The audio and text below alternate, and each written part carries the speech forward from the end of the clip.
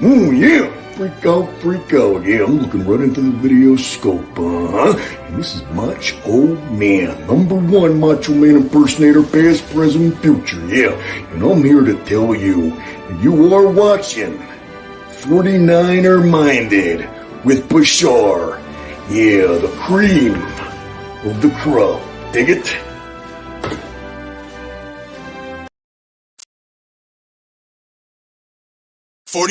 It's not just a thought process, but a way of life. 49er minded. 49er minded. Shake it. It's 49er mind that I got. It's 49er shine that I got. My psyche's on another Frisco Super Bowl. Don't sit slow, cause here we go with a super show. A red and gold session. About a red and gold obsession. With some well-controlled expressions. Let's talk about that win that we got. Who should have been in the spot? That's how they spin in the spot. All that back, all that crack, all that strip, bumble sack. Or just dial it on up if you wanna talk smack. It don't matter what the story line, as long as the story aligns with a 49er mind. 49er minded. It's not just a thought process, 49er minded, but a way of life. The Shar. 49er minded. Way of life. 49er minded. What is up, everybody? Welcome to another edition of 49er Minded. Before we get started, before I bring my guest on, I just want to say thank you to all the chatters. Who do we have here? We got Daniel Mesquita, Jimmy G's biggest fan. He hates me because he thinks I hate Jimmy G. So he's on the show. I don't know why, but he hates me because he thinks I hate Jimmy G. All right, so we got Platform 246. What's happening, Keltz? He said, what's up to our boy Keltz? He's going to be on here very soon. Master Anycraft, welcome to the family. I see some new names here. It says, yay, area, like that. Tell people Niner Minded is back. That's right. I know you might be somebody I know, man. I don't recognize your screen name. Mariah, what's up? How you doing? My sister, she's awesome. She hosts a 49er Faithful Lead podcast, her and TL. They hold it down big time in Las Vegas where they do their podcast, and just a great tandem, and she's an awesome person herself. They do a lot of giveaways too. Check out their channel. Subscribe to them. Javier Rio says, hey, everyone, how you doing, man? Good to have you on. Scott Hill says, what's up, everybody? Steve-O Supremo, how you doing, bro? Without further ado, we got to bring on our guests. And before I do that, let me say what's up to Nighthawk Afterburner. You guys might know him from the Keltz Chronicles channel.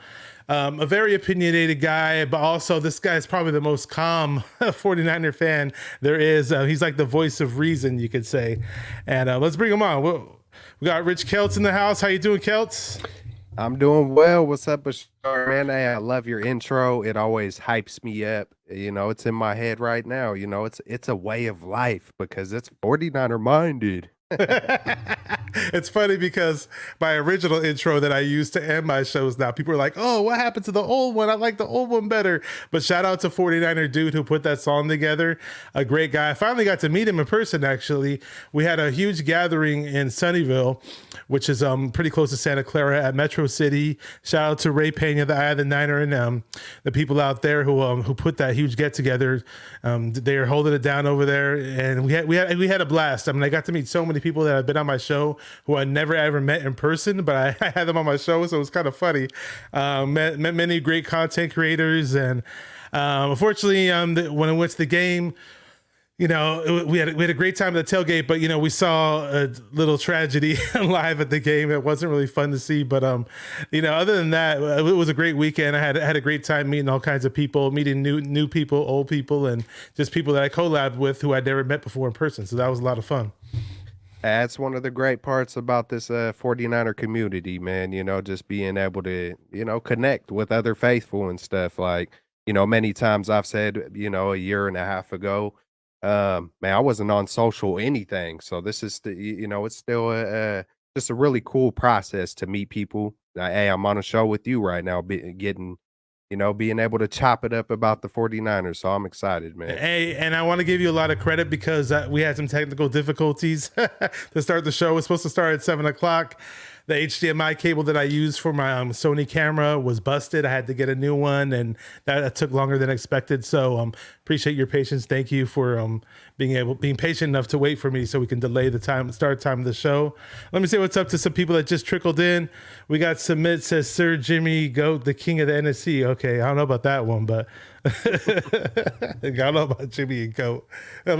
Oh my gosh, this is too funny.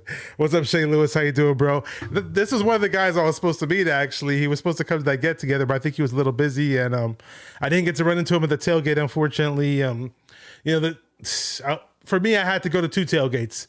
Blue Lot 1, which is way off of Old Ironsides, and it's a few blocks away from the actual main parking lot. So I stopped by there first. I ran into a whole bunch of peeps out there. Then I had to go to the main parking lot. So it's like I'm bouncing around between 2 tailgates. So I didn't get to meet everybody that I wanted to meet. But, at the end of the day, I did get to meet a lot of cool people as well.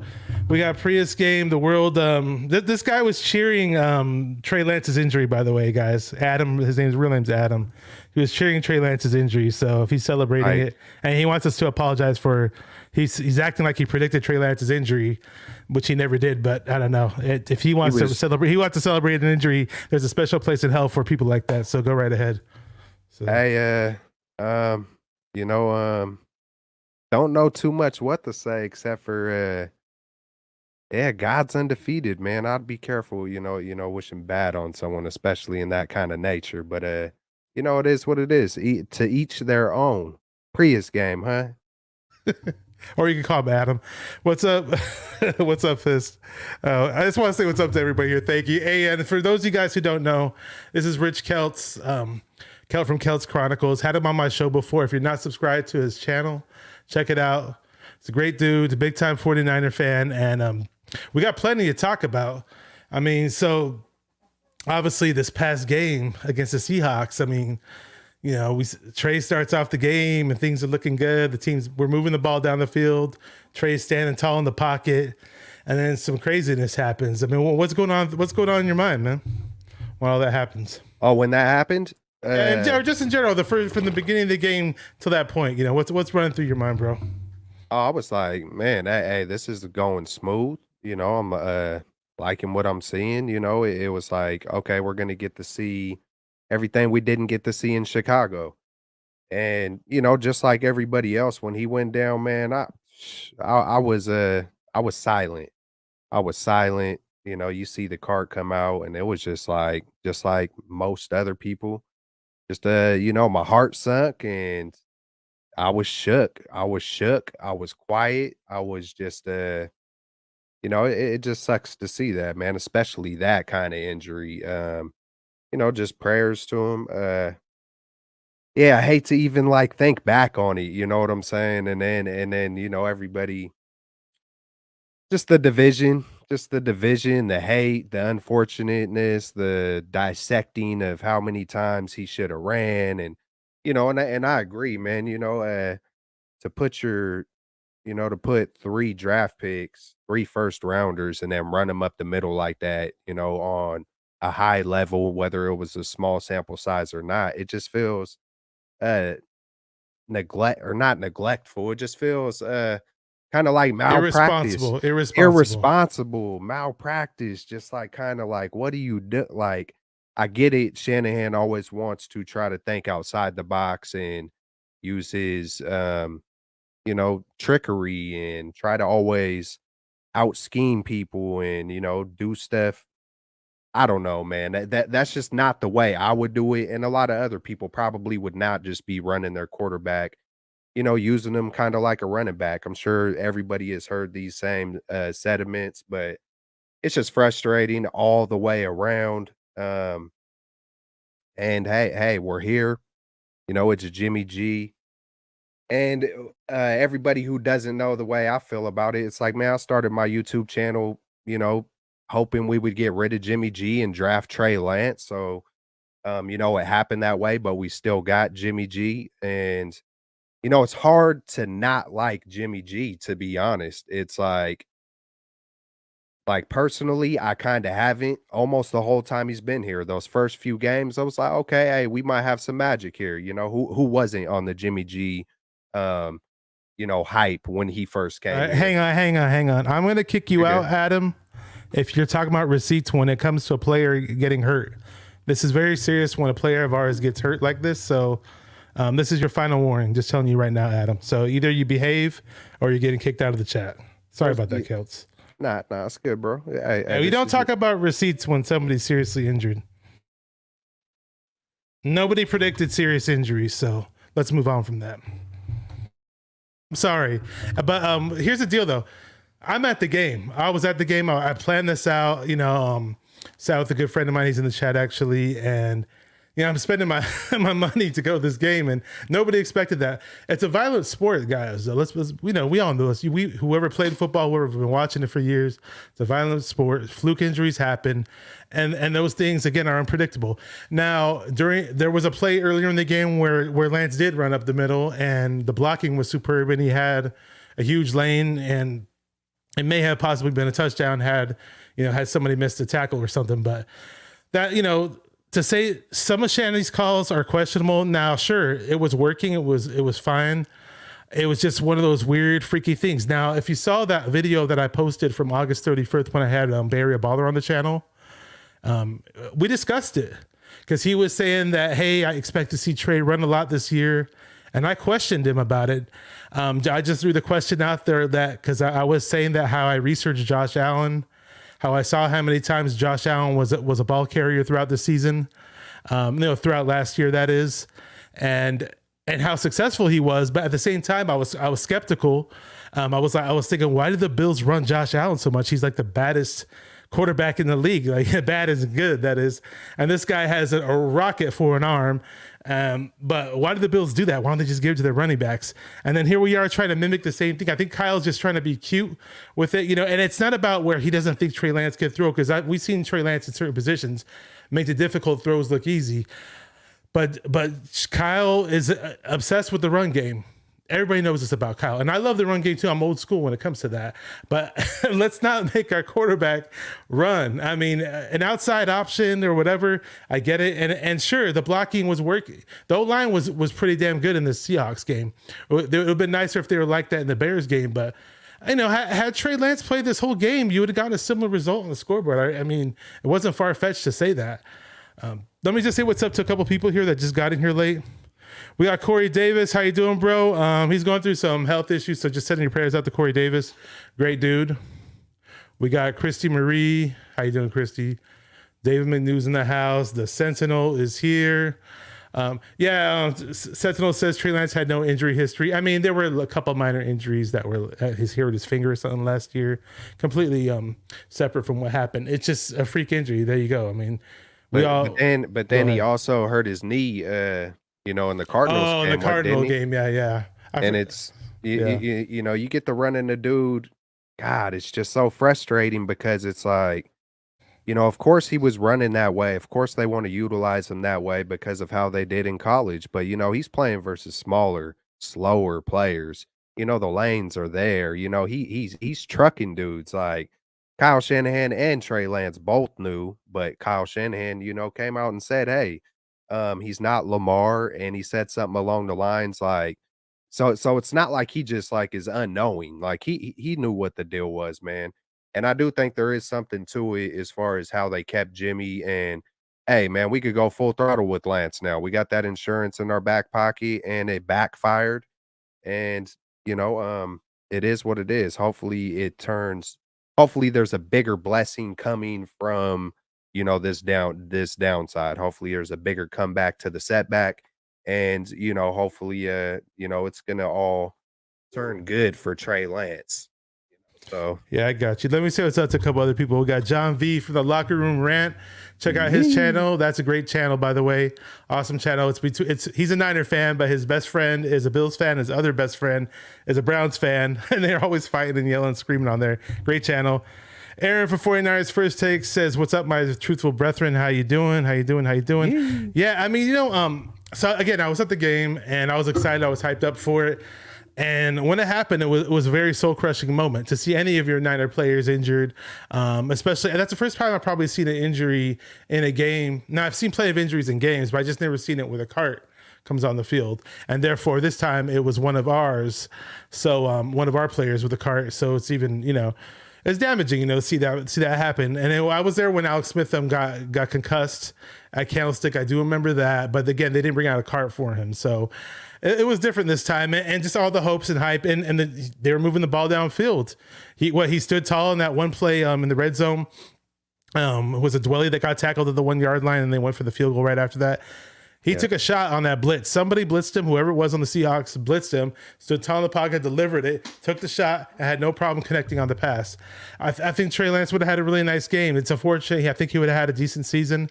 There's other people that that just are real extreme and with their hatred and say he's a bust after 3 games. Look, I don't know how long you guys been watching football. This is football 101 for you guys. You are not a bust in this NFL unless you've played 3 years and you've proven you can't get it done in those 3 years. That's the golden rule for who's a boom or who's a bust. And even in the NBA, it works like that too. I'm sure you'd agree with me on that one, Keltz. Man, I was when I very first got on the social media, good, a few months before the draft. Man, it was Trey Lance from the beginning with me. It was like once I went through about 7 quarterbacks, I studied them. And then I found a few Facebook groups, 49er Facebook groups. I was like, oh, this is dope. I hop up on there. And real quick, I find out it's not as dope as I thought. I'm like, okay, there's people that are okay. I had to learn what a troll was. You know what I'm saying? I had to learn from the very, very bottom all this stuff. So I'm in there fresh and new, just going to war with people, over Kaepernick or whatever it is, But so I started talking about Trey Lance, and man, they were calling him a bust, months before the draft, man. So it's like, I've been battling these, I used to battle them a whole lot more, but I just try not to waste my time on it no more. But yeah, that's just, I feel like a lot of people aren't even just really 49er fans, if they claim to be. I think a lot of them are just here for the drama, here to talk that crap, misery loves company and whatnot. And if they don't know, they should ask somebody, because if you knew better, you would do better. And it's pretty obvious when you see these people throwing around those kind of words with the bus talk, and just it's pretty whack and it's frustrating. I just try to ignore all that crap. Yeah, I see a comment right here from Submit. It's kind of I mean, I can kind of see where he's going with it. He's somewhat logical, but then I see my side of the story too. Where other people share my same thought. Same school of thought. It's he says Trey in the bus. He's just not ready to start when we have a Super Bowl roster and Jimmy. But here's the deal, though. I mean, I'm going to get into Super Bowl talk in a minute. When you invest picks like that, well, let's say, so we swapped 1 pick and then we traded away 2 picks, right? So we lost out on 2 years of not having first rounders. So when you do that, I mean, like, sure, we sat out Lance last year, right? And this year, basically, Lance was a bona fide starter ahead of Jimmy. Jimmy took a massive whopping pay cut, and a freak injury happens, and then boom, now Jimmy's in the lineup. So we get that, but Lance was going to start and play out this whole season. You need him out there. Once you invest those picks, you need him out there. I mean, you can. Here's the deal: you're saying a Super Bowl roster, and people are worried about certain players getting older and older. But this is the deal with today's NFL, though. The teams that are successful, the teams that have success are those, I mean, I'm talking sustained success. I'm not talking 1 year success, 2 year success. Oh, our Super Bowl window closed short because of 3 years because all these players left. I'm talking sustained success. If you want sustained success in the NFL, you develop that elite quarterback. We've seen it across the board with other quarterbacks in the league. You develop that elite quarterback, you're going to have sustained success. And that's the whole idea with Lance. I mean, so develop him to the point where he reaches his ultimate peak. And I guarantee you, man, 49er fans across the board are going to be happy. Yeah, man, he just ain't ready talk. He's a bust talk. It's like he was ready. You know how I know he was ready? Because he was the starter. He was QB1. Kyle put him out there. And just because he got injured, it's like, how does that even make sense? It doesn't make sense. Okay, he got injured. And now it's, oh, he wasn't ready. Oh, this. Oh, it's like, man, just enough with it, man. It's nonsense. It's nonsense, real talk. And it's like, explain to me how he wasn't ready. I would love for like people to elaborate when they're talking about he's a bust. I would love for people to elaborate when they're throwing around he ain't ready or whatever. And it's like, dude just broke his ankle. Shut up. Man, just shut up, man. Let me get into this comment from Fiston. really good friend of mine. I sat with him at the game, actually. He said, we were told Shanahan was going to open up the offense with Trey. Remember what was it? Trey said that he's not Lamar Jackson or something like that. But he was playing Tecmo Bowl with him. I agree with that. Hopefully this isn't like the RG3 injury. Now, RG3 had a really bad knee injury. Ankle injuries are not on that level, so we don't have to worry about that. Good thing. The ankle injury itself was perceived to be a lot worse on the level of Dak Prescott, if not worse than Dak Prescott. Knock on wood, it wasn't as bad. So, so he'll be on the road to recovery a lot quicker than the people will assume, which is fine. I'm not really worried about him physically. I'm more worried about, just a lack of progression, how everything's delayed now. But about Shanahan though, where are you with Shanahan right now, Keltz, on this whole thing? Obviously with the way he was used and just Shanahan's, demeanor and everything. Can you speak on that? It depends, what part of Shanahan I'm looking at, because God, it's hard with Shanahan, man. It's just like I love those old school coaches. That's just always been me. When I get to hearing someone like Jim Harbaugh talk about history or talk about off the wall stuff, it gets personal. He loves to engage with people, and Shanahan's just the opposite when it comes to the media and when it comes to certain things. He's got this little snob attitude, and he acts like he's kind of better than anybody who's talking to him, and everybody's kind of dumb when really, I would love to sit down with the dude. I would love to sit down with, and get up in Shanahan's ear, even though he might look at me like I'm some kind of peasant or something, or who am I or what, but he just has that feeling to him. Even when I just look at him and just hear him speak for a couple minutes, it's easy to see where just something seems a little off, man. And it is what it is, as long as he's winning games, regardless of the way I feel, who am I to judge? And at the same time, I'm not going to let him dictate what I feel about the Niners. I'm not going to continue to just put my attention on my frustrations toward him, whether it's, coming up short in close games, or I don't want to say he's a choker, but it feels like he definitely shoots himself in the foot more times than not, and it's just, or does things unorthodox or outside the box, and then it like I'm still waiting to see that geniusness of not just splash plays here and there. I'm still waiting to see it all be put together. And I'm rooting for the dude. Hey, put it all together. Before the season started, I said, hey, man, this guy could be the coach of the year. He puts it all together. He puts trust in Trey. And now I want to see him, now that page is turned, prayers to Trey. But now that page is turned, put trust in Jimmy. I don't care what Jimmy's labeled as. I want to see that all gas. I want to see all gas Kyle. No more, not the second guessing and the triple guessing and let me fake him out here. Like you were telling me one time, there's a lukewarm attitude that Kyle has when it comes to a lot of things he does. It's like with other teams, they say, hey, Trey's going to be the starter. And then boom, who was it? Belichick, that he got rid of Cam Newton, right? Once he named Mac Jones a starter, and they turned the page. And a lot of people thought they were going to cut and release Jimmy, but then they kept him around because he took that massive pay cut. And on paper, it was a great move because, hey, you have somebody who's won games with you in the past as your backup. And the case in point now, albeit we weren't expecting the freak injury to happen. Hey, but but Shar, though. Go ahead. What do you think Kyle would have used Trey Lance the way he used him if Jimmy wasn't there? I got you.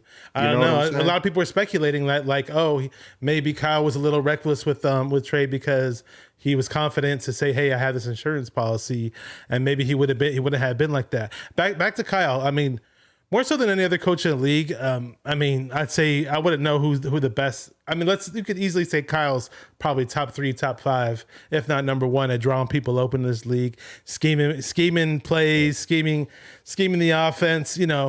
But when it comes to real time, like you're talking, a lot of people question his decision making, and this is all about head coaching skills. This isn't about offensive coordinator skills or trying to figure out how many points we can put up in a ball game. certain things in real time, Kyle's decision making is very questionable. It's extremely questionable, and he needs to mature and eclipse that and get to the next level. If we're going to talk about, I keep hearing the word Super Bowl this year, Super Bowl this, Super Bowl that, let's just be real here. It's not easy to win the Super Bowl or to get there multiple times. Now, the good thing is our defense on paper should be better than the 2019 defense. We actually have corners. I like our corners better this time around. Bosa possibly has some help now on Drake Jackson, and the front seven looks pretty badass. So sure, you can say that us among other teams may have a shot to go to the Super Bowl, but people are throwing us in there as a shoe. I hear from Niner fans, just temper your expectations because letdowns do happen. And I don't look at this team. We have to play some good teams and beat some good teams first. Can we agree on that? Everybody can agree on that. I don't care who our quarterback is. It could be Trey Lance. It could be Joe Schmo. It could be Brock Purdy. It could be Hulk Hogan. We got to beat some good teams first and show out against good teams. Then get in the conversation about Super Bowl. I'm talking week 9, week 10, week 11. Then you're going to start making sense when you gauge yourself against the other top teams in the league. The Bears are, we were supposed to beat the Bears, but the Bears aren't really that good of a team. They're good. They're a good defensive team, but the Seahawks aren't a good team, period. I can't think of any facet of the game, maybe special teams. So they got that stupid touchdown on us. Let's beat some real teams and then talk about this Super Bowl stuff, dude. Yeah, I feel it, man. At the same time, I feel like, if the defense is as good as, I think they are, hey, sky's the limit. You know what? One of the main things that I did see, or I went and did a little history check on, who was it? McMahon from Chicago back in '85, Brad Johnson with the Tampa Bay Buccaneers, and Trent Dilfer. I try to look at a few other quarterbacks that is kind of similar to the team we got with Garoppolo. And one of the main things that majority of those quarterbacks did is they eliminated their interceptions, whether it was through the season or in the playoffs. But they, like, each one of those quarterbacks, like, cut their interceptions in half from the previous year. It's like, if you look at the stats, it's like the previous year and the years after, their interceptions were off the charts. But that specific Super Bowl year, it's like they were really efficient. So, it's not even like, hey, light it on fire, Jimmy, but just minimize the mistakes. Don't throw it to the linebacker, in those crucial moments, or at least, hey, you know what, squeak into the playoffs. But when it gets to the playoffs, and that's my thing about Kyle Shanahan. Like, hey, man, maybe it's a better idea to do a lot of passing and get that passing game in rhythm, get that passing game primed for when it matters most. I feel like that hampered us a lot, throwing it 8 times, versus the Green Bay Packers. And then and then expect him when the game's on the line. It's going to be tougher, whether he's been there for 5 years or not. You got to be primed. You got to be ready.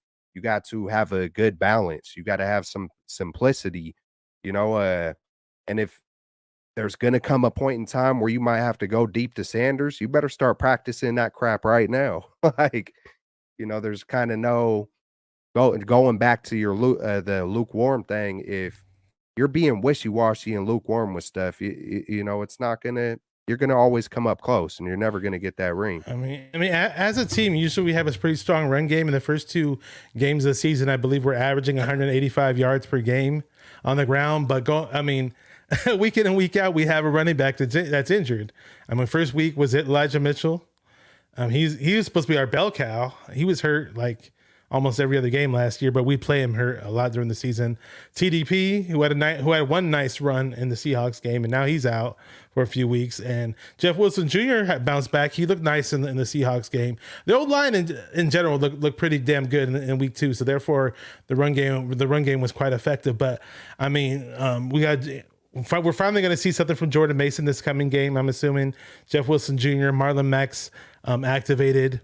and I believe we brought back Tevin Coleman, right? But there's a lot of question marks about this team in terms of what we're going to look like week in and week out. Who's going to stay healthy? Who's not? And the reason why I brought the running game, because it's like, how often? Why do our running backs keep getting hurt?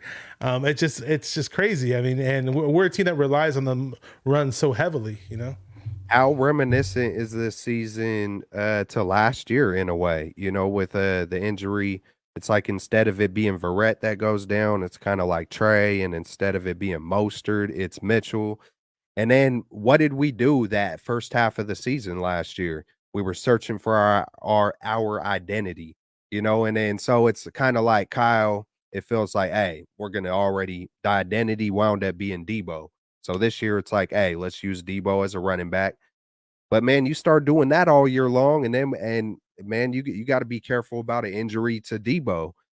So there's just so many factors that go into this whole thing, but it seems oddly reminiscent to last year when they tried to do everything possible to make sure that wasn't the case. But as long as we don't go into a 3-5 hole, and it's just it's it is what it is to this point so far. It's super early. I know a lot of the times, we're all going to kind of overreact to each week, each moment, each breaking news, but it is what it is. And man, I'm excited. I'm excited about tomorrow night. I'm we're going to get into that. Real excited about, the offensive line, the defense, Hufanga, just Burford's playing. Burford doesn't even have a pressure, right? That's what they said. It was funny though, because from the week one, I felt when I was watching week one, I felt like the whole O-line had pressures that they all gave up. I know it was mainly I know McGlinchey had a tough time in week one. He looked a whole lot, but he didn't give up any pressures at all in week two, which was nice. And obviously, you mentioned Burford. Brendel's a nice surprise, a calm little surprise.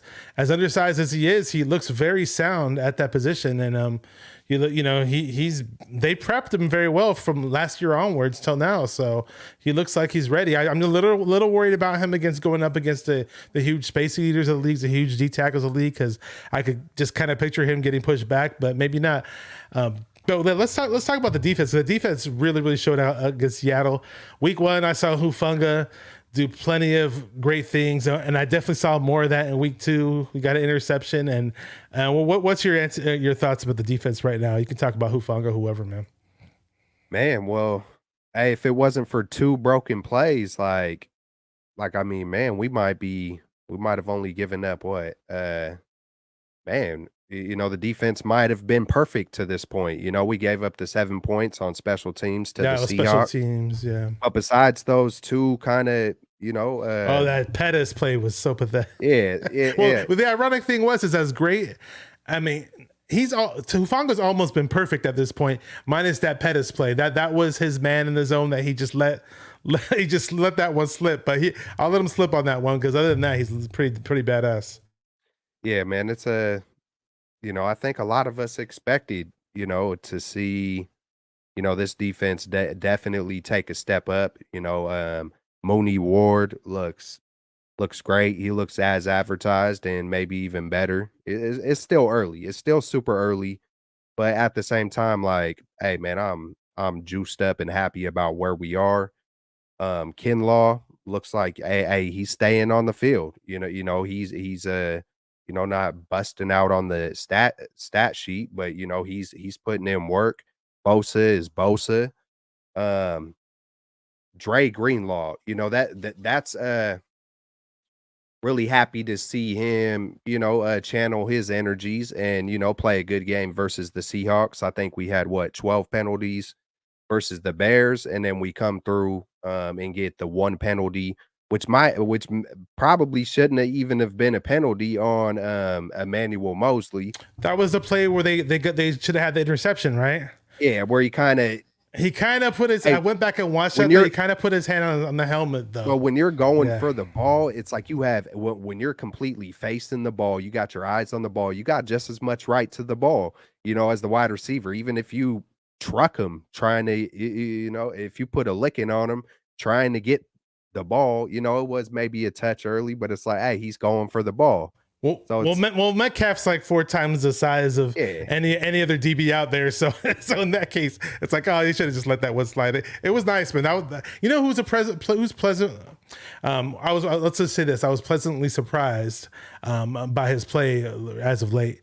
In these first 2 games, especially in week 2, was Tayshaun Gibson. Not that he was a bad player, but at one point they had him on the practice squad. They brought him in late in the preseason, and it was almost like there was no fanfare, there was no excitement when they were talking about it.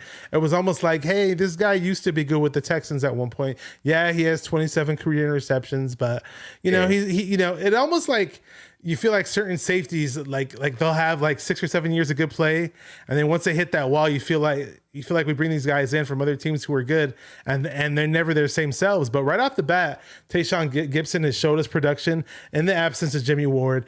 Some people were freaking out. Hey, we're not going to have Jimmy Ward for the early part of the season. And, there was an unknown factor about it. I'll say this, but I also said our front seven and our pressure should help out in that department. But Gibson's been a nice addition so far. I was one of those people that was like, hey, Odom is going to come in here and he's going to, we're not going to miss a beat. I was like, not on the same level as Jimmy Ward. But right before the Bears game, a few days before, I was like, watch, we're going to wind up starting Gibson. And then when we first signed Gibson, I was one of those people who was trying to hype up Gibson. I was like, hey, man, our secondary room, we just doubled up our interceptions because, he has such and such interceptions. And the 49ers as a team before Gibson, I think the entire team was around 20-something interceptions for their careers, and that's not a lot. You know what I'm saying? And that's one thing we've been last year and maybe even the year before, like, hey, man, typically Super Bowl teams have a pretty good secondary. They got an elite player on the defensive line, O-line, probably quarterback, and that secondary is one of those, in my opinion, like a lost kind of position group where it really matters on Super Bowls. You go do the history of the last 27 Super Bowls in history, and there's an all-pro secondary player in almost every single one of those 27 teams, except for like 3 or 4 where there was a Pro Bowl player like the year before or a year after, or they were in their career at some point in time. So he looks good in the jersey too. He looks like a buffer version of Raheem Mostert with that number 31, huh? Yeah. It just makes me think of Hittner. It makes me think of Dante Hittner. Too. Yeah, Hittner. Yeah. Even though he's been trying to hype up the 49er faithful on some of the stuff he's been saying lately. I can't even remember what it was. He said that we're gonna go 16-0 from here on out. I was like, come on, dude. Does he really mean that's what I hate. I hate it when the homerism just hits that extreme notch. It's like, come on, guys, let's slow down. Let's take this week by week. Hey, sometimes I do stuff like that though, just to kind of use my sense of humor as a coping mechanism. I'll try to just, here comes Jimmy G. He's gonna turn into Henry. God, what's his name? The dude in the baseball movie where he hurt his shoulder and he came back throwing rockets. But he was a kid. Henry Rowan Gardner or something like that. I don't know if you know what I'm talking about. I don't know the movie. Sorry, bro. But I like to joke around and go over the top sometimes. But when I do, I let it be known. It's like, hey, I ain't being serious here. You know what I'm saying? But just try to have fun with it. So who knows what he does? Just like on draft day when we drafted Danny Gray, and then when we were doing the live draft show on your channel, we're like, yeah, we got Danny Gray, and right away you grab the mic and you're like, we're gonna trade Debo. I was like, dude, shut up, man. That was still during the Debo scandal, so all that was up in the air at the time. Yep. Yeah, just try to get a reaction sometimes. It's all for fun and games, though. Never to try to piss no one off or nothing like that, but. Let me say what's up. Let me say what's up to some people that got in here.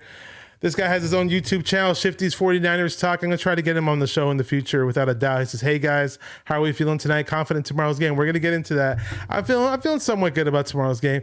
We have somebody that you might know there, Rich Keltz, Lauren Keltz. I believe that's your wife, right? Yes, She's yes, here. yes. She's watching. Okay, how you doing? Yeah, who else is here? Corey saying, please hit that like button. And she said it's from the movie Rookie of the Year, and a movie I did not see, so therefore I didn't know his name. And I flashed a banner on the screen really quick. Is just a reminder, I looked at my YouTube analytical data, and it talks about like, it basically was just saying that half of my viewers were not subscribed to my channel. So just a reminder, if you're viewing, you're watching, you're new, welcome to the family. Hit that subscribe button. You can always follow me on Twitter, Instagram, Facebook. If you have any questions about the show, any prospective guests of people that want to be on the show or have any ideas about the show, you can always message me and we can always talk it out. What is up, Niner Sickness Podcast in the house? Beto says, yo, what's up, Faithful? Definitely collab with this guy a few times. Nice to see you on there. And yeah, man, we're talking about the defense and special teams. In my opinion, looks a lot nice. It's early in the season, but special teams looks promising. We changed our special teams coach. We brought in some other guys, Burks, the linebacker, Odom, like you mentioned earlier, and with new coaching blood, things can get better. And so far the coverage teams look a little bit nicer. So far it's early on. We know that. From preseason till now, Mitch Wishnowski, I got 99 problems, but a Mitch ain't one. I got that from 95.7 the game. He's looked a bit better. They gave him a damn contract extension, so hopefully he brings that consistency and special teams picks it up. And anything you wanted to add about that before we talk about Denver? Anything I want to add? Oh yeah, Dwelly. Special teams is looking good. He missed on. I don't know what happened on the block field goal, but yeah. Hey, blocking's never been his forte, by the way. Exactly. So, it is what it is. Hey, but the defense and the special teams have looked almost flawless. Besides those 12 penalties versus Chicago, hey man, we could have 2 blowouts right now.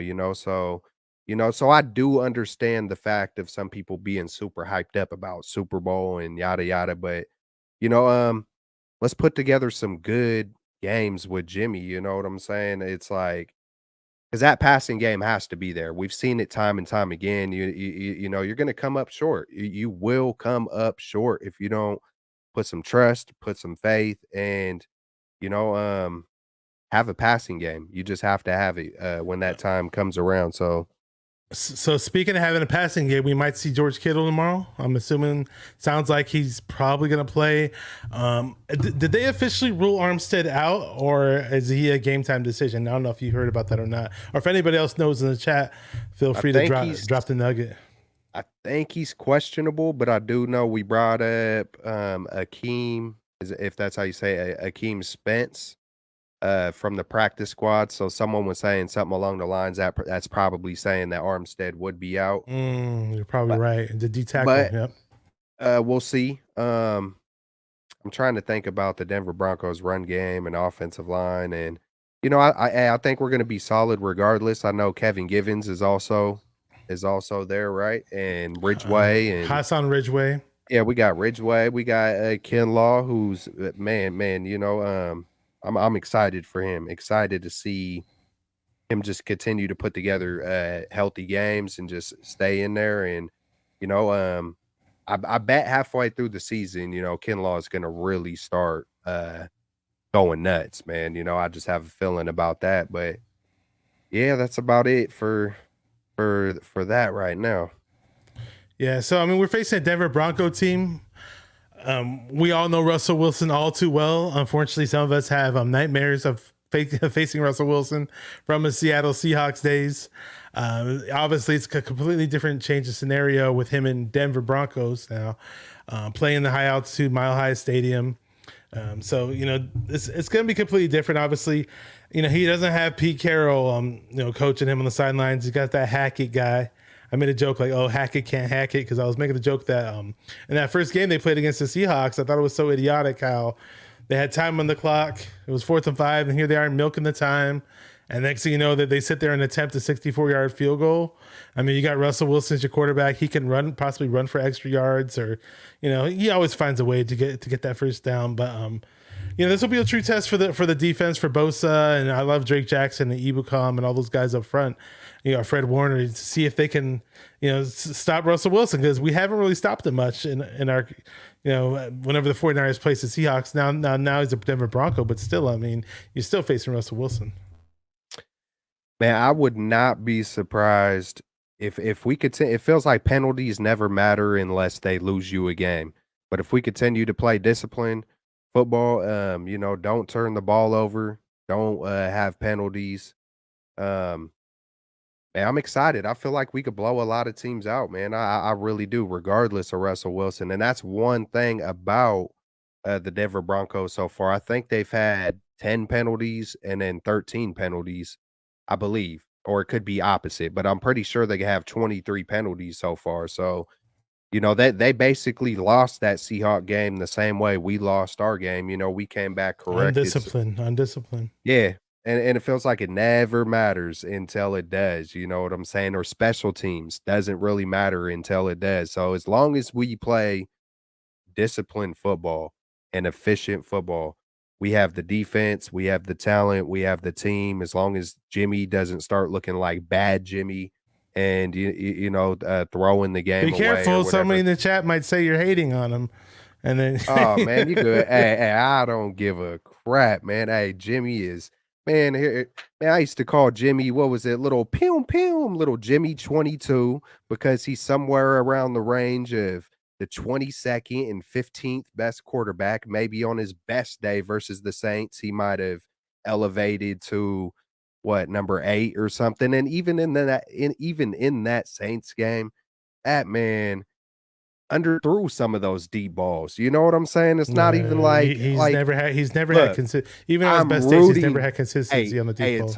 It's hard to not root for a guy like Jimmy, especially when he came out and basically was basically saying, hey, you know what, Shanahan, sometimes you overcomplicate things. When you let me go out and just play quarterback, I'm better off. I was like, hey, someone had to say it. Let's go, Jimmy. Hey, you don't have nothing to lose. Say it with your chest. Hey, say it with your chest. Say it with your heart. Say what you really feel. Let's go, Jimmy. Hey, go win that dang. Take us to the next level. Don't just get close. Let me see that same kind of fire. Let me see some production in the playoffs. And I probably wouldn't have an issue with Jimmy, but it's kind of like, I think the biggest reason was they paid him like they've been treating him like he's some elite quarterback. I think that's one of the biggest things. And then some of us older fans, have been spoiled with Joe Montana and Steve Young. And I remember Steve Young, and I remember Montana and Young. I watched them both. And I've been waiting to see Steve Young again. And it just feels like the real legacy of the 49ers is that quarterback and the defense. And I want to see that real 49er legacy back. And so my thing started like, all right, Jimmy really ain't it. He isn't, he's good. He's okay, but he's not that good. He's not worth the money that they spent, even though now I'm a lot more comfortable with what he is being paid. But, that was a lot of my frustrations with Jimmy. It's not, I ain't never, not one time said he's elite. I mean, he's limited, but I did see him throw that ball to Ayuk and was kind of like, man, I haven't really seen that kind of a Jimmy before. Like, hey, continue, maybe he's got some things figured out. Hopefully he does for the 49ers, and we're going to just see how it plays out. Pew, pew. I was going to go back to Russell Wilson really quick and the Broncos, because they do have, obviously the Broncos do have Russell Wilson, and you expect it to show up on the scoreboard, but it hasn't really the first 2 games. I mean, the first game, they only put up 16 points. Second game, again, they only put up 16 points. So it's, the running game looks pretty good, but in the last game, Russell Wilson threw 1 touchdown and 1 interception against the Texans. And they won the game, but the running game, Shifty mentioned the running game earlier in the chat. Shout out to Shifty. And the running game's kind of been holding them up so far. I mean, Javonte Williams had like 15 carries for 75 yards, 5 yards a pop. Melvin Gordon, he was pretty damn good running back as well. And they run the ball well, and then they're pretty good stopping the run too. Now, we're one of the better teams in the league at stopping the run. And I believe they're number 5th in the league at stopping the run. So it's gonna be very interesting to see who stops whose run game. And, obviously we love to run the ball like crazy. But then again, like I mentioned earlier, we always have a damn running back that's out of the lineup. So, but the good thing is we have Kittle back in the lineup. So that's going to help with the passing game, and his blocking is great in the run game as well. Man, I'm excited.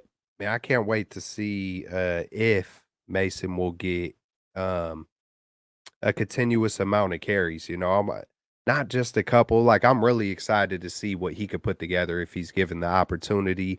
And then I was thinking about DJ Jones. I'm wondering, if he has, I'm sure he'll have a moment or two. I'm sure he's DJ gonna. Jones is a pretty damn good D tackle. Yeah, I'm pretty sure he's gonna try to wake up a little bit more for this one. It's always like that with anybody who used to play for his former team. They're gonna come with a certain fire. So it's gonna be interesting to see, if he does something.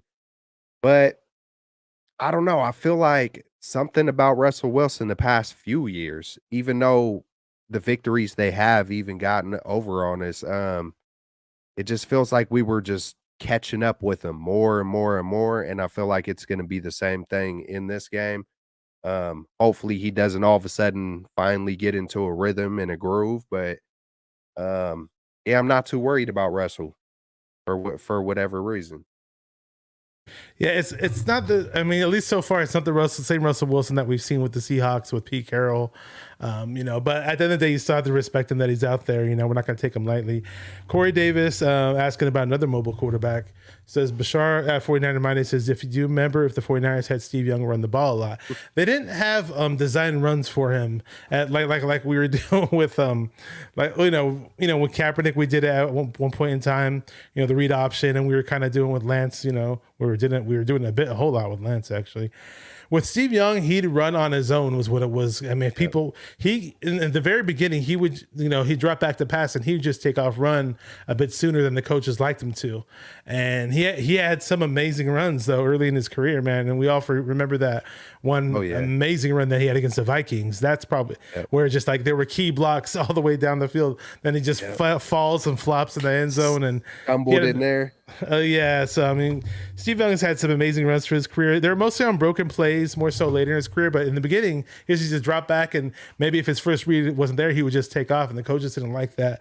But he learned to gradually progress and become a real quarterback, and hey man, he took a back lot to Trey of Lance, man. You get those reps in, you become more of a quarterback. So God willing, it will happen with Trey, and once he eventually does get back on the field, then we'll see him progress. Tommy Huxley's in the house. Tommy Huxley, the guitarist, great dude, man. I haven't seen him on here in a minute, so welcome back. And Niner Sickness says, mark my words, Jordan Mason will be the top rusher tomorrow. Okay. I'd love to see Jordan Mason finally get some carries. Why is it taking so long? You know how Shanahan works, man. He has, who knows, maybe he's saving him for the end. That was one of my little predictions earlier on, was that Jordan Mason would be the number one running back by the end of the year. He just has everything about him, just seems like he could be a 3-down back. He just looks like he's built for it. The 24 looks good on him.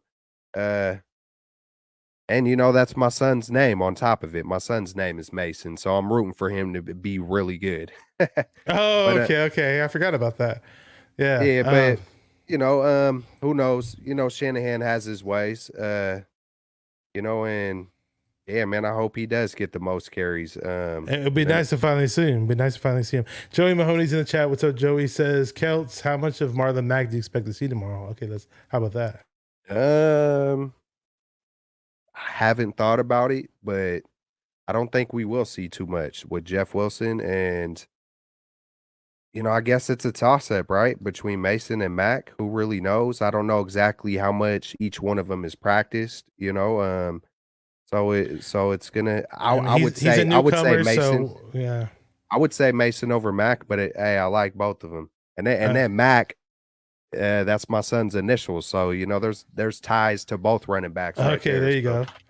So we got Marlon Mack, we got Samuel Will Mack. It's your son's initials. So we'll see. I was pretty I wouldn't say excited, but I definitely like the idea of us bringing Marlon Mack in with all these running backs going down. Absolutely. I don't know how many times I have to mention it. It's annoying, but at least he was available. Tevin Coleman, we brought him back. I don't know how much gas he has left in the tank. I'm seeing with Marlon Mack. Marlon Mack I believe he's 2 years removed from a serious injury, and he had one nice run against us in the preseason. So it's gonna be interesting to see what he does look like when he finally does get some carries. I don't know how much of the offense he actually knows. I'm not sure if he ever played under Shanahan and Shanahan system. Maybe you might know that. I'd have to look it up, but not sure if he has any familiarity with the Shanahan offense. But it's going to be really interesting to see if these running backs can continue, because we keep changing our running backs week after week, man. It's by the end of the day, man, if the O-line can do what they did, against the Seahawks, and they continue, because the O-line is like this. I mean, it's, the cohesion is really, really important. Early in the preseason, the O-line looked pretty bad at times. They're very shaky, very inconsistent. We heard about it all through camp, how certain guys on the O-line were getting dominated, and, one-on-one drills, and the thing was, people were trying to say like, oh, well, we have the number one defense, arguably the number one defense, right? And you got guys like Bosa and Kinlaw and Armstead, like, making our O-linemen look bad. But, like they say, iron sharpens iron. We all know how great Trent Williams is, but can these other guys follow suit? And lo and behold, we hear about Burford. Banks is kind of stepping up, and Brando's looking to be solid. McGlinchey looked pretty good last week. He pissed me off week one, but we'll see what O-line can do from here on out, because as far as they go, I think our running backs will go and the offense will go. Absolutely. Hey, so what do you think? And that's another reason why I do want to see a lot more passing from Garoppolo is, the health. It seems like we're always going through this same thing, and it feels like I don't know, I'm old school, and I do love to run the ball. Like, I remember versus the Rams last year, it was to get into the playoffs where we ran like 10 straight times. Debo finishes it off with the touchdown pass, and I was juiced up, like old school football, run down the throat. But how much of these injuries are mounting up from running the ball? You know what I'm saying? It's like the new NFL is set up to where you can't touch the quarterback, you can't touch the receiver, and it's just like, I would just like to see some more passing, for injuries, and to just take advantage of it, and to be primed when we hopefully, I assume we're going to get into the playoffs, but to be primed and ready for it. So, what do you think about that? As far as like, do you think, Shanahan should switch it up lightweight, for running and passing and injuries, or is that just football? Yeah, I mean, injuries are part of the game. I mean, obviously we were talking about earlier about not running your quarterback up the damn middle like he's freaking Jerome Bettis. That would be nice. But like the way you're mentioning, I mean, you don't want to really think about injuries too much. I was going to mention this earlier, what I forgot to say about the O-line really quick before I do forget. They're going to move Bradley Chubb. They have Bradley Chubb, who's a very good pass rusher, the Broncos. So that's a little bit of a worry in terms of what the O-line can do. And I'm not really worried about him going against Trent Williams. But if he goes up against McGlinchey's going to meet his match. So McGlinchey's definitely got to step up on that in that matchup. Kittle maybe helps out if he has to. And it is funny though, like, because Joey's mentioning it, and these were big concerns, but now they're kind of maybe not so much. And I'm going to bring it up right here. He said, our two biggest concerns were offensive line and Hufanga, and my argument is that might be the most improved from last season. Yeah, I mean, a lot of people were doubting Hufanga because he ran a slow 40 time at the combine. I like the pick because I knew he was a fiery player who helped force a lot of turnovers in USC. He was obviously mentored and trained by Troy Polamalu. I thought that was a big deal. A lot of people overlooked that and didn't think it was a big deal. So I'm glad. And the moment I heard that Hufanga in mini camps and OTAs was basically he was calling the shots before the snaps. You go here, you go there. When he's directing traffic before the snaps, when I heard he was doing that, something told me like Hufanga's primed and ready to have a nice season. And so far it's looking good. Possibly another great USC safety. I mean, the line of Ronnie Lott, Joey Browner, Tim McDonald, Mark Carrier, USC has put out, and Troy Polamalu, another great USC safety. So hopefully he follows their footsteps. And O-line is looking a bit better so far early, knock on wood. So we'll see, man. What do you think? You forgot Taylor Mays, man. I'm kidding. Yeah. I wanted us to draft Taylor Mays. It was a big letdown, man. Taylor Mays was a huge letdown. I wanted it too, man, and it was. But hey, Hufanga, man, he's the first guy on the practice field. He just seems like a true leader. You see the way that he talks with these guys. I made a little video, He's or the not a little nicest guy, video. by the way. He's the nicest Yeah, guy. he seems like, he's bringing the positive. He has that good mixture of that fun, positive, joking energy, and when it's go time, he flips the switch and he's gonna lay it down, you know what I'm saying? So, and he doesn't shy away though either, you know what like in the locker room. He will joke it, like when I hear him with the reporters, when I hear him with the teammates, he's got a little picture up in his cabinet with, I think it's Fred Warner. Who is it? Fred Warner, not Kinlaw. Oh God, Jimmy Ward. He's got a face swap or a mixture. He's just a jokester, I've seen and that where the faces were morphed into each yeah, other. I've seen they're that. like, I've "Why seen you that. got that up there?" It's like, hey, they're two of the top dogs, and it's just he just brings that energy. When you Yeah. mix the dedication, as far as being the first one on the field, when you mix all those things up, the positivity, the joking around, the kill switch, talking to every dude, instilling confidence into everybody. It's like when you hear him talking and when he was mic'd up, he's instilling confidence to people. Hey, relax, have fun. You got this. I got your, all those little things add up. It's kind of like, when you go to work and, there's going to be that one really positive Yeah. soldier. And then when he clocks in, everybody's like, oh, hey, so and Everybody's so is here. When oh, he shows up, the whole room lights up. it makes the Yeah. whole 8 hours go a lot better, and when that dude ain't there, it's like, oh man, it's gonna be a rough day. So You know who had that same effect was it Quan Alexander, legendary. He had that infectious type of personality too. Let me say what's up to Christy Marie says Huff is special. I agree. Thank you, Christy. Tile Rob says, yo, what up? New to the channel. Welcome to the family. He says Keltz brought me here. That's a good buddy of yours there, Keltz. Oh yeah, yes sir. That's Tile Rob right there. He's been rocking with me for a while, man. He's he's hey, hope all is well. Faithful rise up and yee. Hopefully you're blessed, bro. Hopefully Let me you're ask you blessed. this, because I was on your channel. And since this guy's here, he's making fun of me for liking Taylor Mays. Taylor Mays was an amazing hitter at USC. He had the perfect body to him. He was like 6'3", hella yoked, fast. Like he ran like a 4-flat 40 almost. Like the guy could hit. His hits in college were unbelievable. I was like, oh, I hope the Niners. Please, I hope we draft him. Day 2, my friend texted me. I was like, who do we draft? He goes, Taylor Mays. Dude, me and all my friends were ecstatic about that. His very first game as a Niner, gets a touchdown on special teams. I was like, yes, this guy's going to be so good. And from that point on, he wasn't anything. But that was my draft crush back then. But we were on live and we drafted Danny Gray. We were on your channel. We had a funny big reaction. And now that Trey Lance isn't going to play for the rest of the year, unfortunately, do you think we're going to be seeing these big touchdowns with Danny Gray, or do you think they might do something a little different with him? Do you think he's even going to be a factor this season, or we're going to have to wait till next year? Or what do you think about the whole Danny Gray scenario? I haven't thought too much about it, but just looking at it, like I think Jimmy's going to be getting the ball to Debo. He's going to be, Debo still needs to eat. Ayuk still needs to eat. Kittle is just coming back. I made a little joke. I'm surprised Kittle didn't come running out of the locker room at the second half versus the Seahawks for his man Jimmy. But there's a lot of other guys that are probably going to be wanting the ball, and that's just not Jimmy's strong suit. And yeah, man, I don't expect him to do a whole lot. And then there's still Ray and Jawan Jennings. So Ray.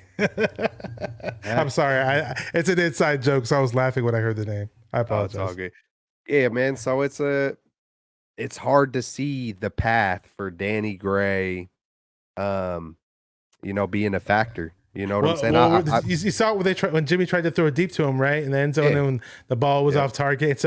Supposedly there's some video on Twitter that's some fan film from the audience, from the stands, and supposedly people were talking about it. So I haven't seen it yet, but I've heard a lot of people talk about it, where Danny Gray was supposedly yelling at Jimmy G, I guess because he didn't like the way the pass looked and it wasn't anywhere near him. So you said Danny Gray was yelling? Yeah, Danny Gray was, John Chapman was talking about it. So a few people were talking about it. He definitely ain't getting, he might, that might be instant doghouse for Shanahan. That might be. Shanahan doesn't waste no time.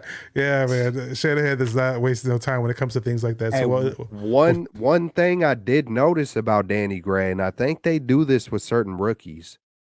I do notice where he did make a play and the way he celebrated, I kind of noticed a little something. And then I think he did a offsides. And from that moment, it feels like we haven't seen too much from him. It's like, dang, one offsides, like, but hey, I wouldn't doubt it if Shanahan, with certain guys, maybe he doesn't want certain guys to let their head get too big, or he wants to make sure they're ready to do all the little things, before unleashing them. When I did see him in that Seahawks game, he blew by everybody too. But he has legit. He was a track runner in high school. He put up some legit track numbers in the state of Texas, where all kinds of fast people come out of, and he looked really he looks fast on the field. It's not just he certain players like, oh yeah, he ran a 4.3 flat 40 or 4.27 40, and then when you see in the game they look just like everybody else. Like, he actually looks legit fast on the field. So it's gonna be interesting to see how we use him, or if we possibly do give him touches. I want to see him get the ball. He's got that. You could never teach explosive speed like that. You could never teach that. Yeah. Joey says, I was really worried about the Broncos all week, but I'm starting to get a little confident now. Hopefully we win. The altitude will be a problem. Denver's pretty good defensively. They're not that great offensively so far. I hear Judy's playing. I don't know if Patrick Surtain is injured or not. I wasn't sure. I was trying to find the injury report on that. I think he's going to play too. I think Surtain, okay. Surtain's going to play. Judy's going to play. Yeah. He said, poor Danny Gray shaking my effing head. Yeah, it would have been really nice to see Trey Lance this year with Danny Gray. We were all looking forward to that. That and just, a whole bunch, Debo and IU getting long balls from them, but we're going to have to wait for that one. T Breezy Trez from the ATL. How you doing, bro? Says, where is the genius coach on offense? As he called 12 quarterback power runs for Trey. Yeah. Well, the same guy who got mad at Grant Cohn when Grant Cohn challenged him and asked him why he runs certain plays, and he's like, well, have you been watching the rest of the league? They do the same thing. They do the same. I went on a crazy rant in 49ers first takes. I probably dropped more F-bombs on that rant than I ever have in my I've ever had in my YouTube career, let alone my life. It's been a long time since I cussed that much. And I apologize if I scare anybody, but it's, Shanahan, I don't know if Matt Miyoko had asked a question and worded it differently. I know he doesn't like Grant Cohn, and Grant Cohn kind of just, he kind of pokes the bear a little bit, as they say. But Shanahan didn't give us a response that we wanted to hear either. It's like it's like serve some humble pie. Have some humble pie. Eat your humble pie. Eat your crow. It's not like he's asking I don't know. It just feels like Shanahan is freaking weak when it comes to answer a damn question, dude. What do you hey, did you feel some kind of way about running this play? Oh, well, should I have run it on 2nd and 4? It's just like I described it on my channel. Hey, sometimes that's what kids who do something wrong, that's how they act. They get defensive. They get want to, start talking crap, or that's back talking. That's like what a spoiled kid would do, man. They start back talking. They get defensive. They just immediately, it's not like anybody's just asking them some out of pocket questions. It's not like they're coming at him. Hey, hey, Shanahan, do you think you're arrogant? You know what I'm saying? It's like, maybe that might get you kicked out of the media. I don't know. Did you see you know who Nick Newman is? Niner Nick. Do you know who that is? Oh my God, I just saw something funny in the chat. Sorry. Nah, what's in the chat? I don't know if this comment right here, it's an inside joke, but Joey said AKA Slim Hammer. Oh my gosh, I shouldn't even bring that up, but Niner Sickness says Kyle Shanahan is arrogant. No, I was gonna say that Shanahan Shanahan is a little punk, man. I'm sorry. I should play that video. It was what's that dude's name? Niner Nick. he had Nick Newman. He had this crazy rant where he was. Oh yeah. As soon as it happened. It was after the game, and he was just. You know what? I'm going to try to play the video in here because that was quite a rant that he had. I'm just looking for. I'm looking for that rant right now. Come on, Shannon. Here it is. I found it. I'm going to open up a window and play this because for those who haven't seen it, I think it's really important that they see it. You know what? Eventually Trey's going to be fine physically. It's more of the mental thing now. It's more of getting the reps back. It's more of getting the timing back and all that. And he's already back in and watching the Zoom meetings, which is good, man.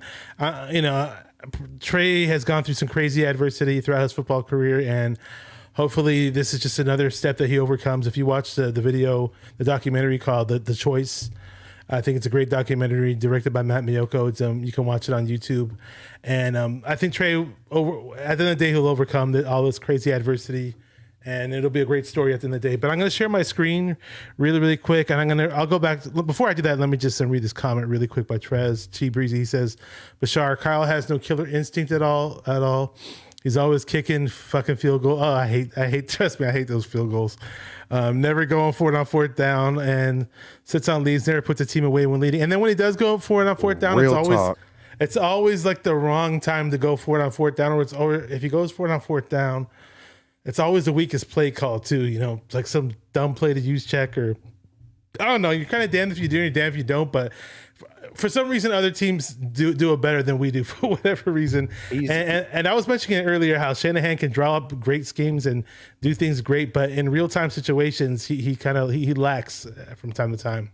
He's got to be about the dumbest clever person that I'm still waiting to see. Like it's just weird, man. It's like he draws it up so beautifully, and then it's like.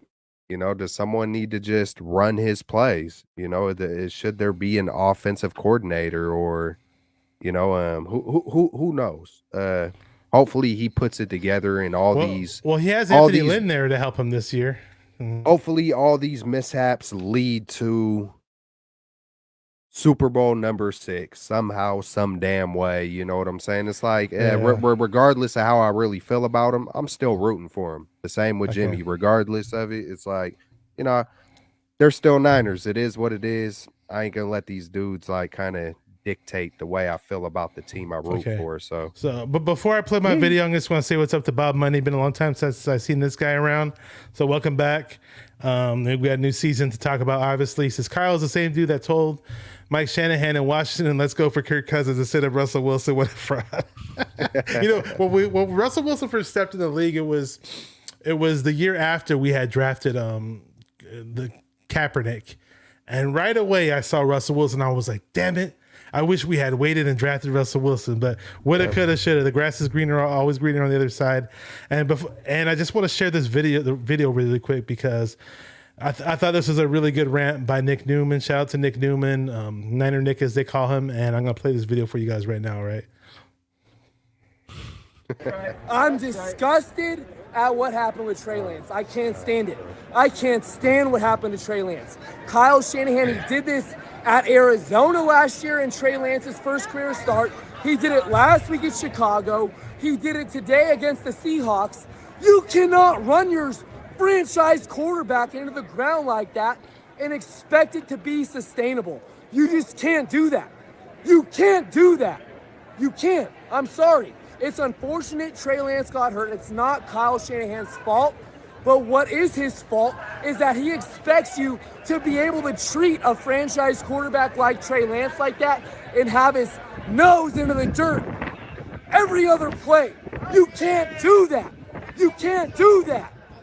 So here's what we're thankful for, 49er fans. And if you want to say otherwise, you're wrong. You're wrong. You're telling me you'd rather have Brock Purdy, Nate Sudfeld on this roster right now. Everybody knew Jimmy Garoppolo would take over at a point, not because of Trey Lance, but because of the way Kyle Shanahan treats Trey Lance. It's inevitable. It's inevitable. You cannot run like that at the NFL level where you're just taking contact like that. It's not sustainable. So here we are I'm ready to support Jimmy Garoppolo. My prayers are up for Trey Lance, wishing him a speedy recovery. All right. There was another video. There was another video that he had that was more entertaining though. I actually played the wrong one. There was another video that he had that was a bit nicer, but it's okay.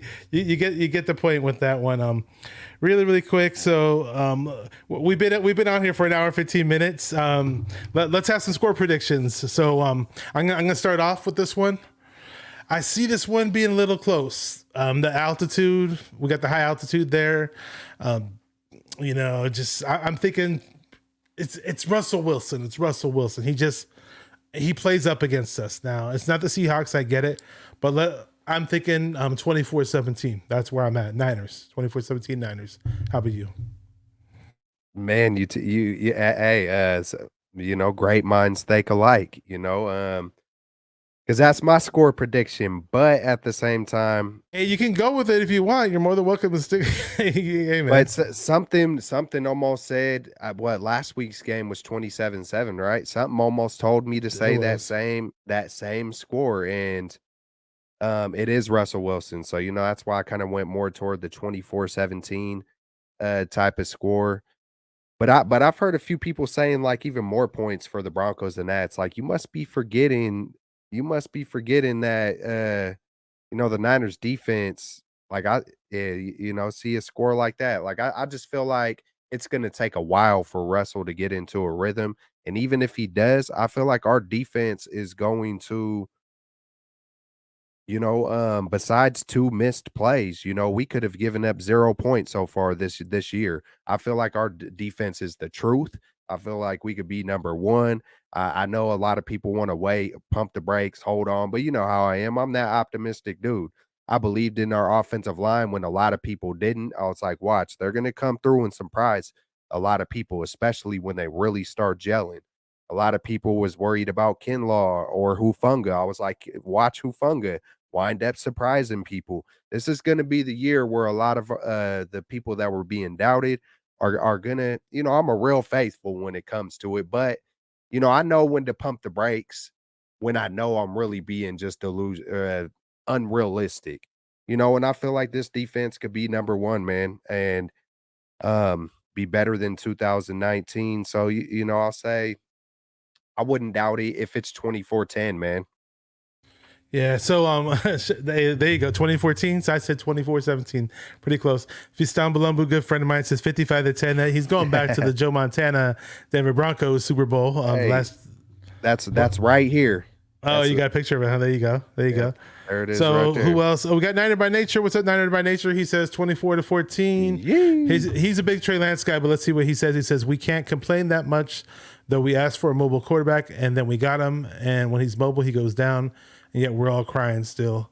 Well, hey, we didn't expect it to happen so early, but it is what it is. It's a violent game, So within a drop of a dime, somebody's going to go down and get hurt. So hey, I've always had some confliction with Kyle Shanahan, and I was just like, wait, it's not it's a, I don't know. I don't got no comeback for the all crying still. It's faithful regardless, man. We're going to come through. We're going to do some good things, but, yeah, man. Hey, I don't like Shanahan. If that's crying, it is what it is. I like Shanahan, but there's times I don't like him. It's kind of like I don't know what to think about him sometimes. I wish his real-time decision making was a bit closer to his scheming and his game planning. I know people try to put it in a box like, oh, who cares what you feel? Take your feelings out, blah blah blah. But would you ever take initiative to go have a beer with Kyle Shanahan, Bashar? Well, you know what? I mean, I've seen Kyle with the players. I mean, what was it when he was hanging out with Joe Staley and he throws the football into the pizza oven? Yeah. He's like, what the fuck? Yeah. He kind of seems like he's this fun guy from time to time, but then again, he kind of seems like a square. Most of the time, he seems like a square. He always has this funny look on his face. I don't know. Kyle's just Kyle, man. He's just like I look at Kyle like Kyle looks like he would look at people like us, like we were some peasants or something. Now I could look at someone like a Steve Kerr. And Steve Kerr, I know people who know Steve Kerr, and Steve Kerr is people like to call Steve Kerr an actor, but he's far from it. He truly is a man. who cares about people. Steve Kerr is very He is emotional. When it comes good to things like that. people. He's not just this actor on the media. He is good to I almost said custodians, to the janitors. It doesn't matter who you are, where you come from. Steve Kerr is legit. Kyle Shanahan, I don't know people who know him like that. I really don't know, but from what I see, he looks like a punk, and Well, it just does. He seems like but how many Steve Kerr types as far as personality goes with Steve Kerr?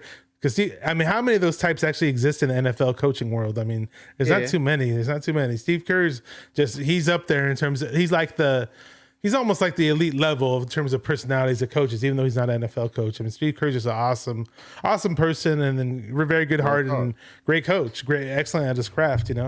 Can't complain. And as a Warriors fan, I'm spoiled. I wish. What's funny about the Warriors? A lot of Niner fans rag on the Yorks and they shit on the Yorks and they hate on the Yorks.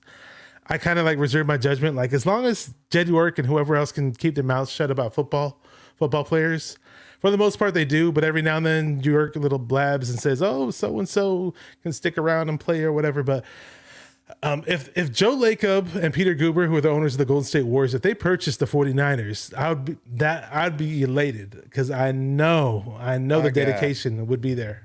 Man, man, when they came to the Warriors, that's part of it. I wonder how many people called them a delusional and unrealistic. When they came to the Warriors, they said by year 3, we're going to win a championship. It was supreme confidence. They had a plan. They had confidence in that plan. You still see even 6 years later, John Lynch and Kyle Shanahan, they tiptoe around it. Even this year, they finally started hinting at it a little bit more about being about Super Bowls, but they've always tiptoed when it comes to Super Bowl talk and when it comes to there you are. Everybody is different. Everybody is different. They go about their business. What's that? Is that me or you? I don't know. Do you hear me? I know my connection's coming back for some reason. Something got lost. Yeah, it was skipping a little bit. Good. We're good now. We're good. Oh, well, I see a comment with my name in it. Hey, Rick. Yeah, hey, that's T Breezy. Okay. T Breezy says, "Hey, Rich, where can I get that hat that you got and that shirt? That's dope. What kind of shirt is it? Show us that shirt." Man, I made it, bro. You made it? Okay, cool. Made it, designed it. I just did it kind of backwards, from the original logo. Man, just did it with a cricket. So you know what I'm saying. So it's an original, or not cricket, cry cut. I was like, cricket. What are you talking? Yeah. So I don't know. It's whatever my wife got, and sometimes I get creative with it. So man, I might start making shirts again though. So I'll keep you in mind, T Breezy, for sure, my man. And thank you for the compliment as well. Oh yeah, T Breezy's a good dude. I've been talking to him for years. Yeah, we had a little hiccup. The connection slowed down for whatever reason, but David Manu says he could hear us both fine. See, Bob Money said something earlier. We were talking about Shanahan. He says, "I don't like a dude that is okay with rolling with Kirk Cousins instead of drafting Mahomes the next season." Yeah, what's funny? When Mahomes was coming out, my friend was telling me about him, and I thought Mahomes was going to be a second rounder, and he's like, "Oh, maybe we could get this guy Patrick Mahomes in second round." And I was kind of excited. Then I remember on draft day, I texted my friend. I was like, "Damn, the Broncos just drafted my boy Mahomes. I didn't expect him to go in the first round." Lo and behold, this dude beats us in the Super Bowl. So, it's cool to say, "Hey, you're right about a player that's going to be good," but then you lose to him in Super Bowl. It's not too good. I was high on Russell Wilson. I was high on Patrick Mahomes. There's a lot of really good quarterbacks who I was high on, and that's part of the reason why I started my YouTube channel again. I was like, hey, I can't sit back and watch this again. I was like, I got to find somehow, some way where I could say it loud enough where we go get this dude Trey Lance. And, a lot of people are going to talk their crap, and, we all have our opinions, and, it's way too early, just like you say. And I say it's way too early to put that kind of judgment on what he is. And, I still believe he's gonna. I hope he comes back. I believe he's gonna come back stronger. But I think this injury, there could be a lot more focus being put on his arm now, and hopefully we see it. Yeah. Hey, I just want to thank everybody in the chat who showed up. We had a huge major hookup on my end. I got this special HDMI cable that is not easy to find, that connects to my Sony camera that I use for my shows. And 2 hours before the show started, that cable was completely busted and I had no idea. So I had to run over to Best Buy to get the cable. And long story short, we had to delay the showtime. And again, shout out to Keltz, Rich Keltz over here from Keltz Chronicles, because he was patient enough to wait for me to get all that sorted out. So shout out to you. Shout out to all the chatters. We had delayed the time like crazy, but we had all kinds of people show up with dropping their comments, dropping their questions. Just some old faces, some new faces. Great to have everybody in the chat. We definitely appreciate you guys. And my boy Keltz did an awesome job as always. Collab with him many times for Keltz Chronicles. And if you have anything to talk about in terms of what you got going on with your channel or just anything in general, just go ahead and say it, man. Let us know. Not too much, man. You know, I'm still working on getting consistent and all that, but just more than that, man. Just, part of who I am. I love to preach, even though I'm still trying to practice what I preach and whatnot. You know, I'm not perfect, but there's going to be ups and downs, faithful. One thing I always love to see is that unity. You know what I'm saying? Everybody's going to have different opinions, but when you get the hatefulness or the unnecessary trolling, just, stick with it, chill out, enjoy the show, enjoy it. A lot of times I like to use joking for coping mechanisms and stuff. So, don't take me completely serious all the time. I try to let it be known when I am serious, but hey, faithful, be steadfast, and stay up, stay blessed, and thank everybody in the chat. Y'all kept it lit tonight. Thank you, Bashar, for allowing me to come on your channel. It's always a good time chopping it up about them 5-time champion San Francisco 49ers with you. So, yeah, man, it was great, man. I appreciate everybody. Oh, yeah. Let me see what's up to Aaron from 49ers First Takes. If you want to see a crazy unfiltered rant, watch the show that I did, that we did on his channel, the NWA show on Monday, this past Monday. That was a pretty emotional show, and things got pretty tense on that show. We had a lot of fun at the same time. Corey Davis says, have a great night, my 49ers family.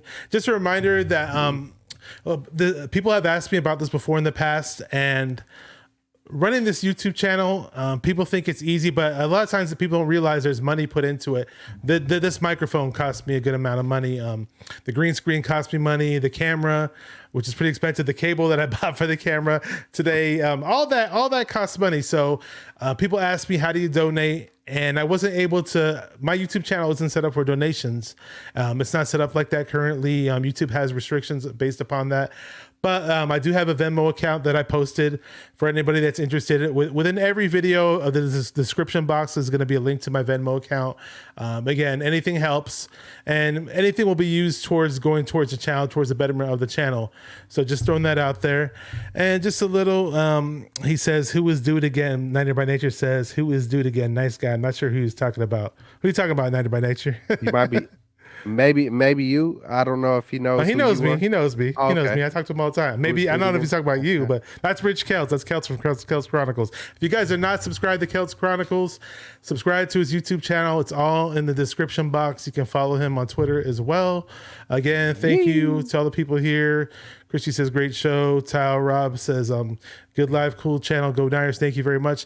And upcoming shows, before we get going on this show for tonight, we have Sunil, great 49er fan from LA, holding it down. Very knowledgeable, very smart guy, nice guy, cool guy. My first time bringing him on my channel, Sunil from Sunil So Real Sports. Going to be here on Tuesday, I believe at 5 o'clock. I'll have it all posted. Then Tommy Nello from 49ers for Sales. If you ever been on Twitter or Instagram and seen 49er for Sale merchandise, he makes all kinds of crazy pins of Debo's and that go on your hat, like pins of all kinds of stuff. You'll see all his merchandise when I bring him on the show. And he's actually put out some rap videos too.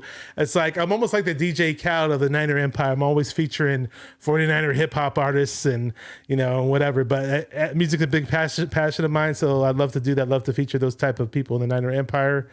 And he says the other guy, Bash, I know he's talking about you, Keltz. So shout out to Niner by Nature 88. Niner by Nature know me. I think he already knew you before. He knows everybody, man.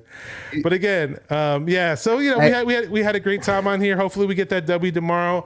The season is, obviously we're expecting something different this upcoming season, and things change. People get hurt, but you still got to plug away. You still got to be Niner fans. You still got to cheer, and we don't know what's going to happen, but it's going to be interesting from here on out. With that said, thank you, Keltz. Thank you, everybody, for watching 49er Minded, where we get into the minds of 49er fans and keep repping those 49ers and stay 49er minded. Peace. Yeah.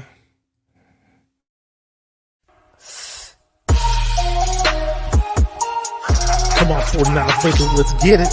Because it's 49er mind. We gotta do this one time for the Empire. It's 49er mind.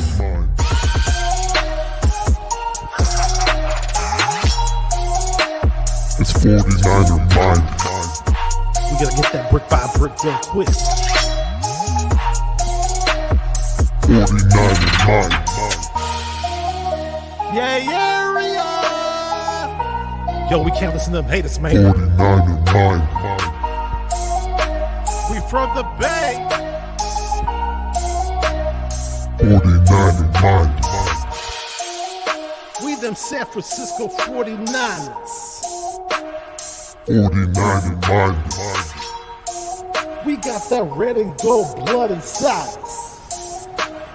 49er mind.